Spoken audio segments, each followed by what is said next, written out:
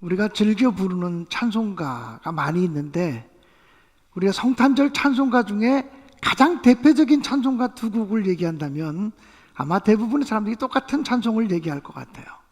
고요한 밤, 거룩한 밤, 어둠에 묻힌 밤. 또 하나는 기쁘다 구주 오셨네, 만백성 맞으라. 물론 더 많은 성탄절 찬송가들이 있지만 고요한 밤 거룩한 밤이라고 하는 찬송가와 기쁘다 구주 오셨네라고 하는 찬송가는 다른 어떤 찬송가와 비교할 수 없을 만큼 한국 교회에서 많이 불려지는 찬송입니다. 기쁘다 구주 오셨네, 만백성 맞으라. 오늘 이 시간 단도직입적으로 여러분에게 묻고 싶은 질문이 있어요. 성탄절이 다가오면 정말 기쁘십니까? 정말 기쁘다 구주 오셨네 이렇게 외칠 만큼 기쁘십니까? 수년 전인 것 같은데 제가 성탄절을 얼마 앞두고 우리 교회 청년 한 사람이 지나가길래 이렇게 질문한 적이 있습니다.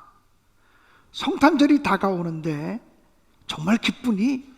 그렇게 물었습니다. 그랬더니 그 청년이 조금도 망설이지 않고 이렇게 대답했어요.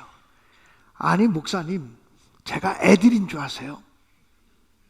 애들이나 성탄절 기뻐하고 애들이나 선물 기다리고 애들이나 크리스마스 얘기하는 거지 무슨 제 나이에 성탄절이 기쁘냐고 그렇게 물으세요. 저는 그 청년의 이야기를 들으면서 그 청년의 대답이 우리 모든 사람들의 대답을 대변해주는 대표적인 말이 될 수 있겠다라고 하는 생각이 들었어요. 그런데 분명히 예수님이 탄생하시던 그 밤, 들에서 양을 치고 있던 목자들에게 천사들이 나타나서 이렇게 소식을 전해집니다. 보아라, 만 백성에게 미칠 큰 기쁨의 좋은 소식을 너희에게 전해주겠다. 모든 백성들이 들어야 할 큰 기쁨의 좋은 소식을 너희에게 전해주겠다. 오늘날 다윗의 동네에 너희를 위하여 구주가 나셨으니 곧 그리스도 주시니라. 이렇게 말씀하셨습니다. 예수 그리스도의 나심은 온 백성이 들어야 될 기쁘고 즐겁고 감사한 소식이라고 하는 사실입니다. 그런데 오늘날 신앙생활하는 사람들 가운데 많은 사람들이 성탄절을 기쁘게 맞이하지 못하는 사람들이 많다라고 생각이 되어집니다.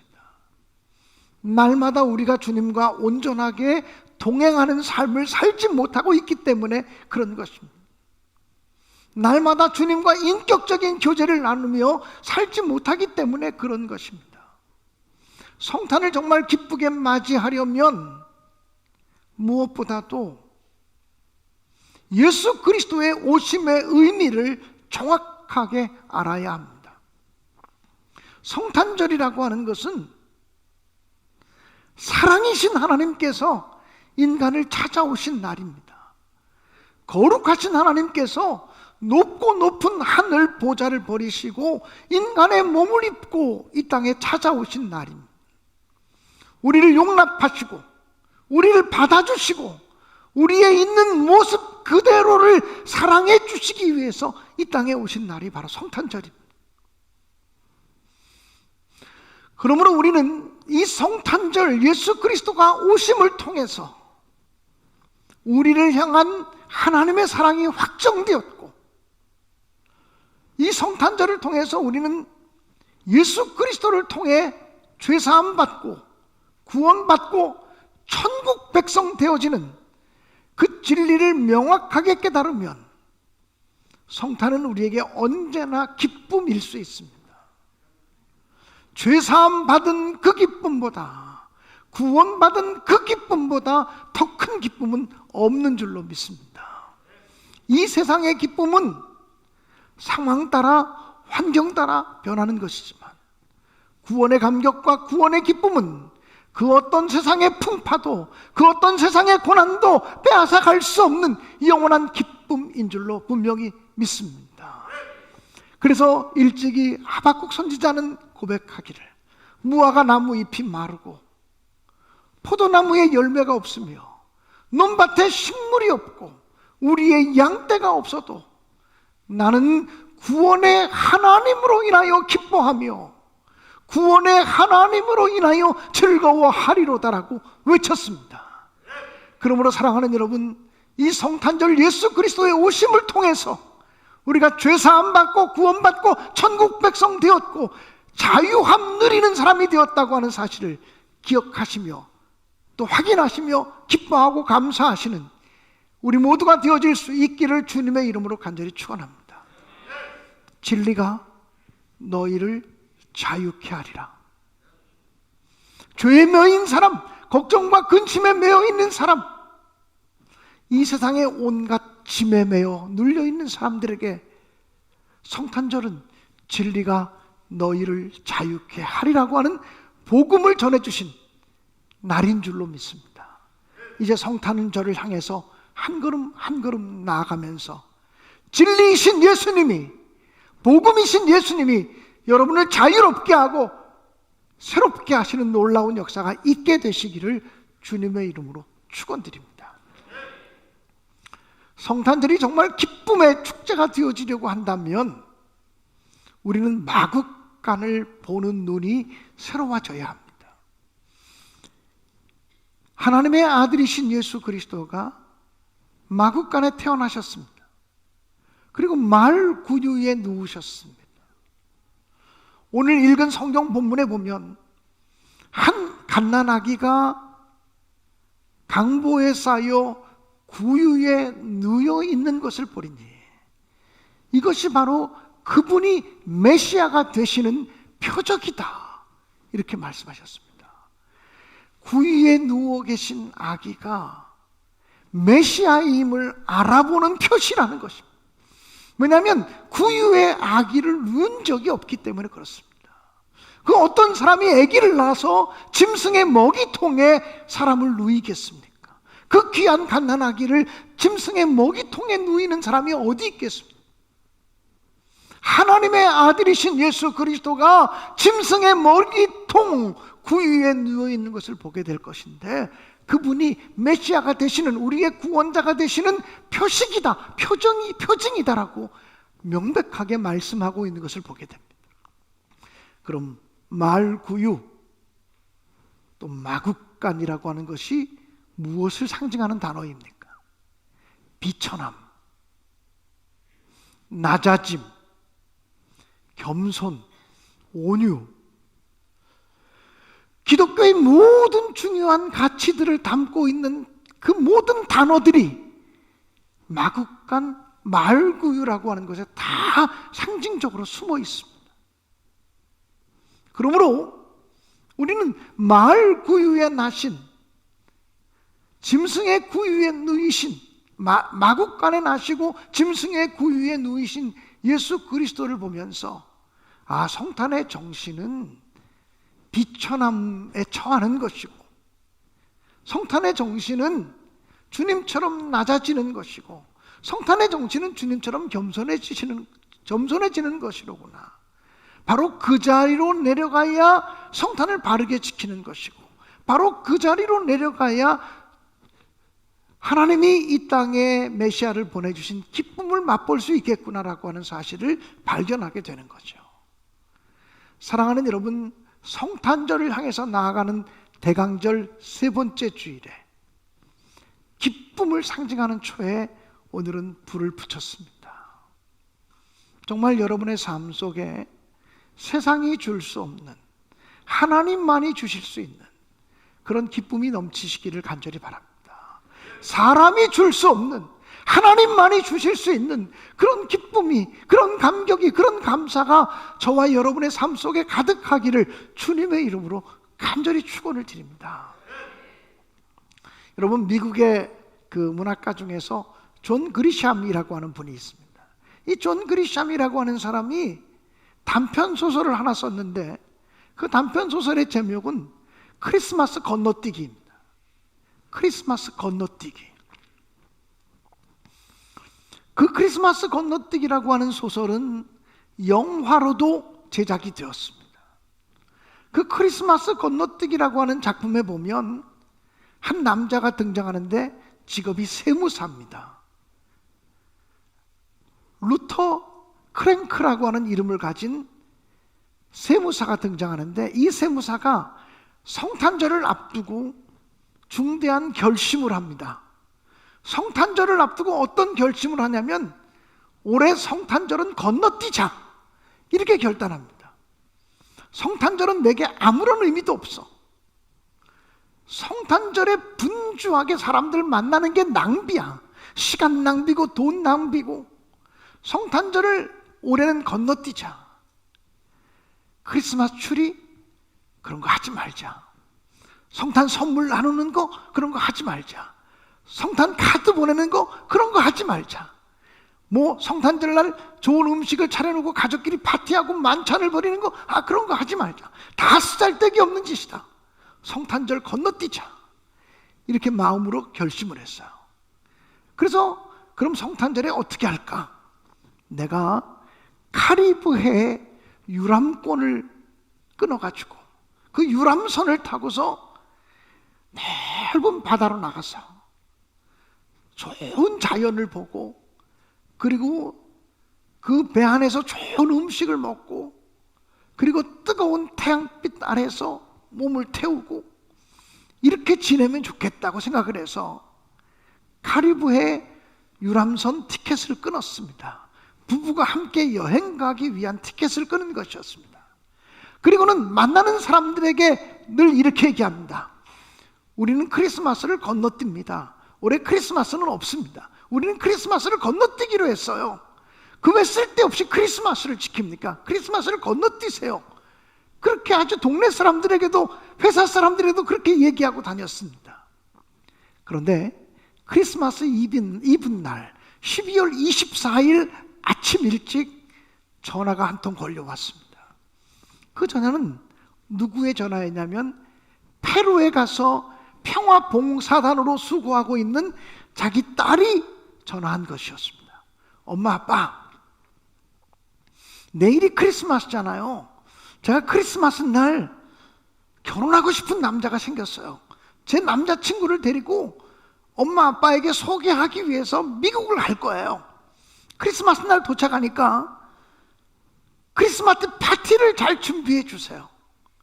그리고 제 남자친구가 미국 사람이 아니라서 미국 사람들이 어떻게 크리스마스를 소중히 여기고 크리스마스를 잘 지키는지를 잘 모르니까 정말 멋있는 크리스마스 파티, 멋있는 크리스마스 추리, 멋있는 크리스마스 음식을 장만해 주세요. 엄마 아빠 부탁해요. 그러고 딱 끊어버렸어요. 자기는 이제 곧 유람선을 타고 여행을 떠나려고 했는데, 자기 딸내미가 무조건 크리스마스 파티를 준비해달라고 그러고는 전화를 끊어버렸어요. 어떤 남자를 데리고 오는지는 모르지만 혹시라도 자기 사위가 될지도 모르는 그런 남자까지 데리고 온다 그러니까 갑자기 마음이 급해졌어요.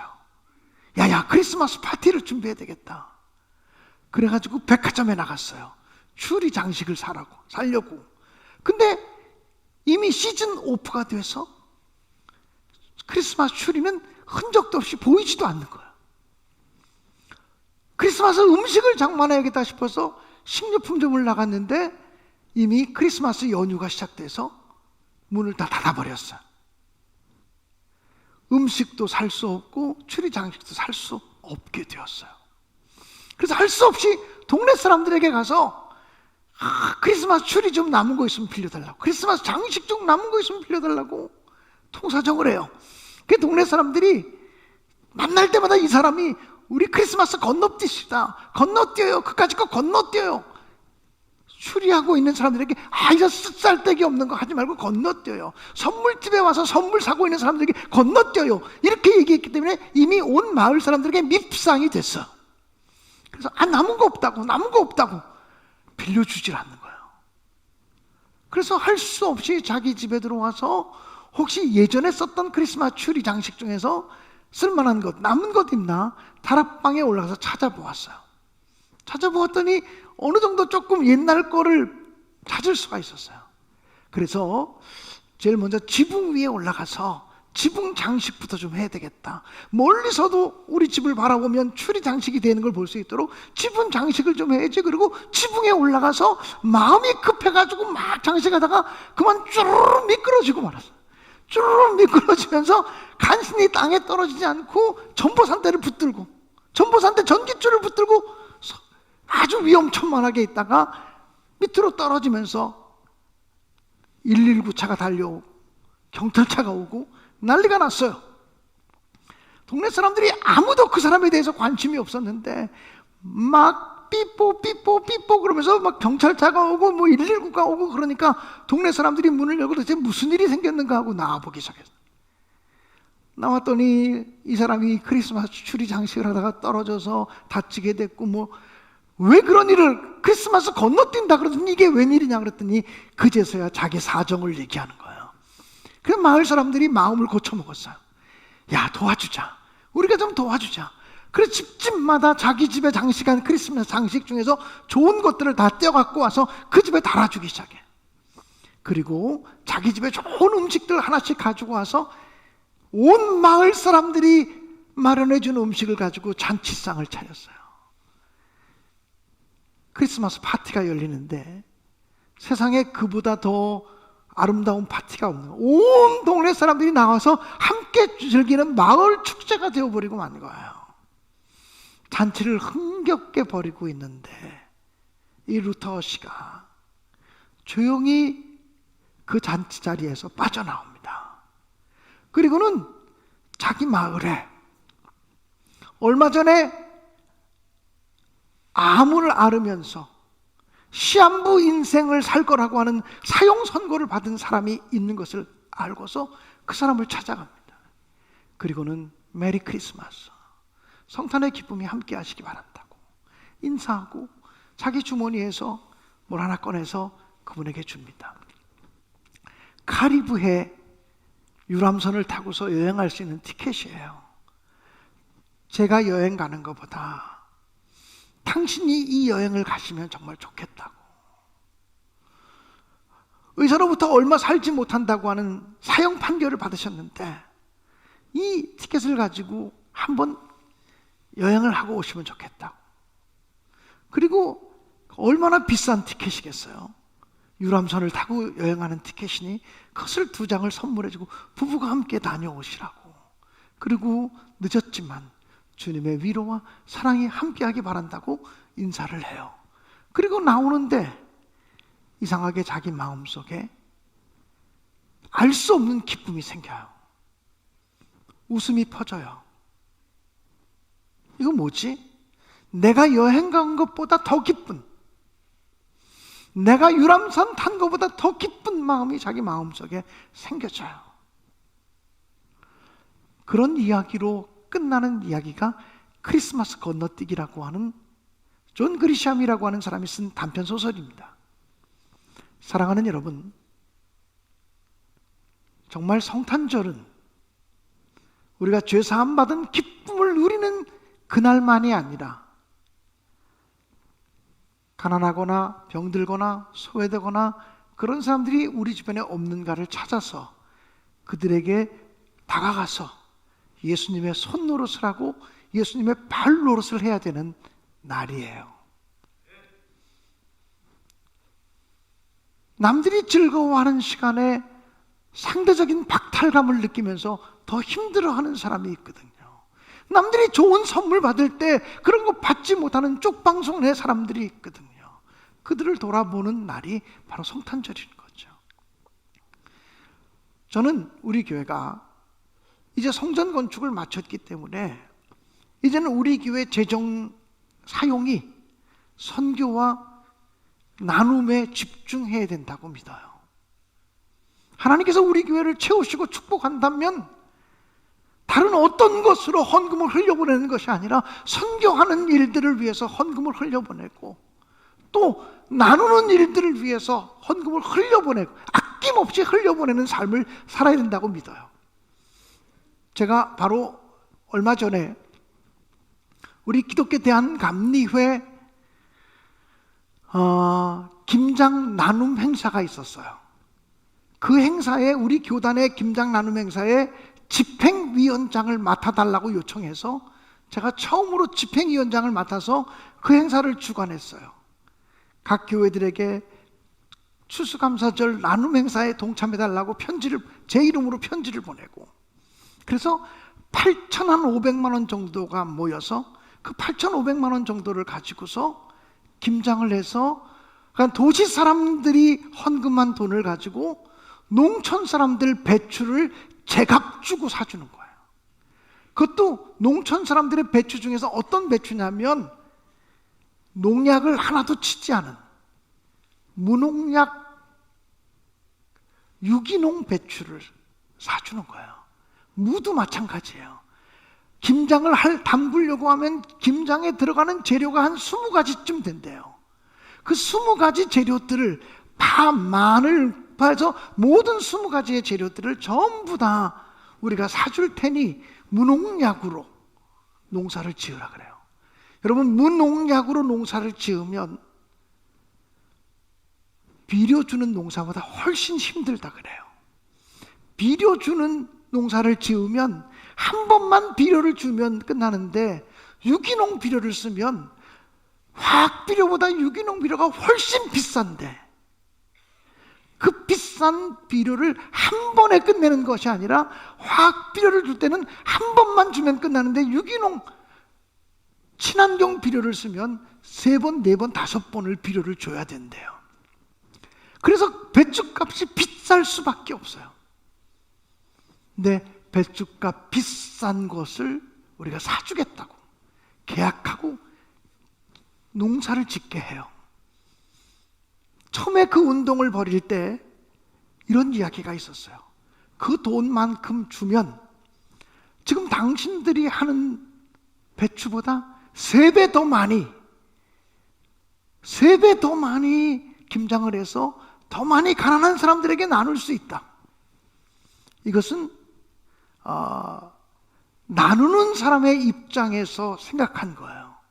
근데 이 운동을 처음 시작할 때부터 우리 감리교단은 어떻게 생각했냐면, 가난하고 병들고 소외된 자들이 가장 좋은 것을, 우리 일반인들도 먹을 수 없는 가장 좋은 배추로, 가장 좋은 재료로 농사를 지은 것을 소외된 자들에게 나누어 주면 좋겠다. 왜 소외된 자들이라고 해서 찌끄러기만 먹어야 되냐? 왜 가난한 자들이라고 해서 상한 것들만 먹어야 되냐? 가장 좋은 것으로, 가장 귀한 것으로 농사를 지어서 나눠주었으면 좋겠다. 출발이 그렇게 시작됐어요.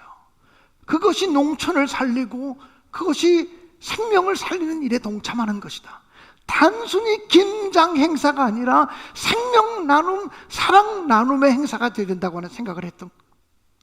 그래서 이번에도 한 1,100박스 정도, 10kg들이 1,100박스 정도를 만들어서 그 도시 빈민들에게 많이 돌렸어요.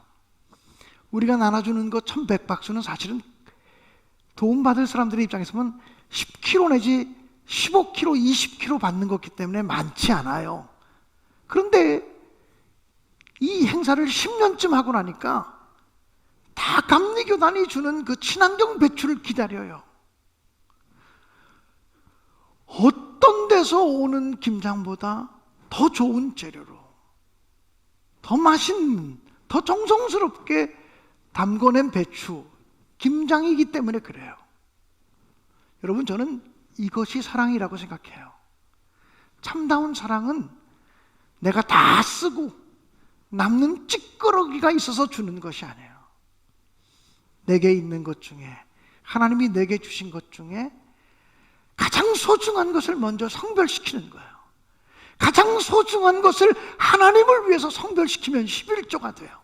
가장 소중한 것을 이웃을 위해서 성별시키면 구제의 예물이 되는 거죠. 지난 주일날 우리 기획위원회를 했어요. 당회를 준비하면서 기획위원회를 했는데, 기획위원들이 저한테 그런 얘기를 해요. 목사님 장점이 많으신 분인데 단점도 있다고. 제 단점이 뭐냐 그랬더니 헌금 얘기를 못하는 목사라고. 얘기를 좀 가끔은 하셔야 되는데 왜 이렇게 헌금 얘기를 안 하시냐고. 그 장로님들이 하세요. 그랬더니 목사님이 그거 하셔야 되는 거지 왜 저희들이 합니까? 그래서 제가 그랬어요. 내가 교회를 건축하고 성전을 건축하면서도 헌금 강조 안 했는데 헌금 강조를 좀 해야 되겠냐. 그랬더니 우리 장로님들이 얘기해요. 목사님이 처음 오셨을 때 선교 헌금 액수보다 금년의 선교 헌금의 액수가 60%밖에 되지 않는다.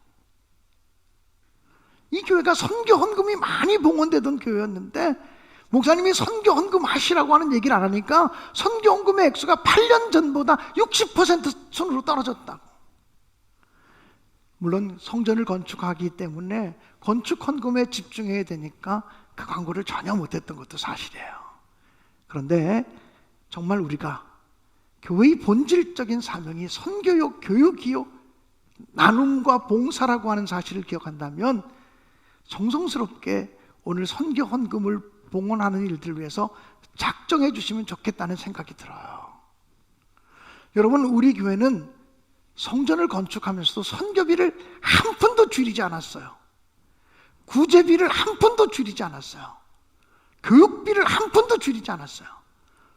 우리가 교회의 본질적인 사명을 놓쳐가면서까지 교회를 지으면 안 된다고 생각했어요. 선교하고 교육하고 봉사하고 친교하는 것은 교회의 본질적인 사명이고 이 건물을 세우는 것은 시대적인 사명이라고 얘기했어요. 성전을 세워가는 시대적인 사명이 너무나 중요하지만 교회의 본질적인 사명을 대신할 수는 없다. 이것을 성전을 짓기 전에 수없이 강조했어요. 성전을 지으면서도 부부가 합의되지 않은 헌금 가져오지 말라고, 부부가 합의해서 헌금하라고 이야기한 교회가 우리 교회예요. 각자 마음에 원하는 대로 헌금하시고 다른 사람이 얼마 헌금했는지 신경 쓰지 말라고 얘기했던 교회가 우리 교회예요. 건축헌금 못해도 좋으니까 교회 떠나지 않는 게 가장 큰 헌금이라고 얘기했던 교회예요. 이제는 교회의 본질적인 사명에 더 집중해야 될 것 같아요. 물론 선교 헌금의 액수가 60%로 떨어졌다고 해서 그동안 선교를 줄인 거 아니에요. 일반 재정을 거기다 집어넣어서 선교를 했어요. 제가 볼 때 우리 교회는 선교 헌금에다가 속회 헌금을 추가하면 우리 교회가 1년에 선교할 수 있는 돈이 헌금이 재원이 마련된다고 생각해요. 그래서 속회 헌금과 그 선교 헌금이 결합되면, 그리고 일반 헌금 중에서 대외 선교비와 대내 선교비가 또 있어요. 그런 선교비 한 4가지가 결합되면 우리 교회가 감당해야 될 선교의 몫을 감당할 수 있다고 믿어요.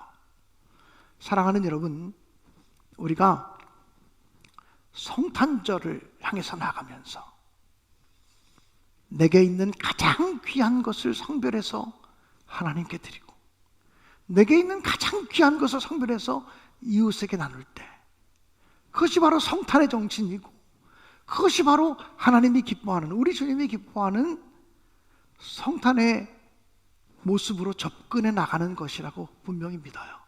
원하기는 저는 우리의 기다림과 우리의 설레임이 주님의 마음과 같아져서 우리의 기다림과 설레임이 기쁨으로 가득 채워지는 그런 성탄절을 맞이할 수 있게 되어지기를 주님의 이름으로 간절히 축원합니다. 그래서 오늘은 결단의 찬송을 찬송가로 부르겠어요. 117장 만백성 기뻐하여라, 하늘의 평화가. 마귀 권세 멸하시기 위해서 우리 주님이 오셨잖아요. 마귀 권세 멸하시고 우리에게 구원을 주셨잖아요.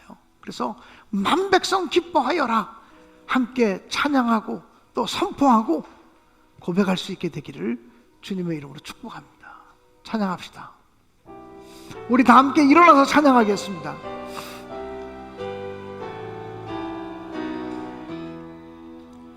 만백성 기뻐하여라, 하늘의 평화가 저 마귀의 권세 이기고 우리를 구했네. 구세주 탄생하심을 다 함께 기리세 오게 보다 반가운 소식 주셨네. 이에 평화 내려주시네.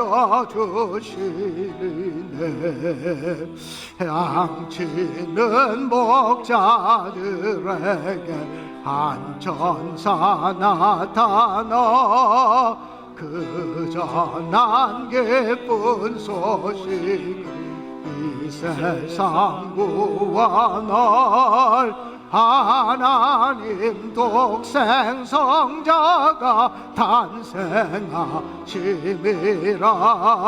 오 기쁘다 반가운 소식 주셨네.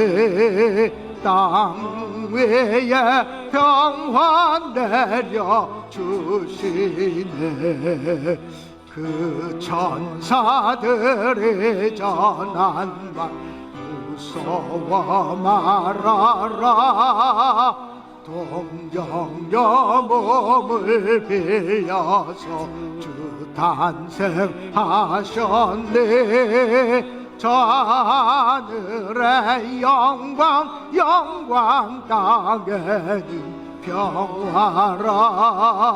오게 보다 반가운 소식 주셨네. 땅 위에 평화 내려 주시네.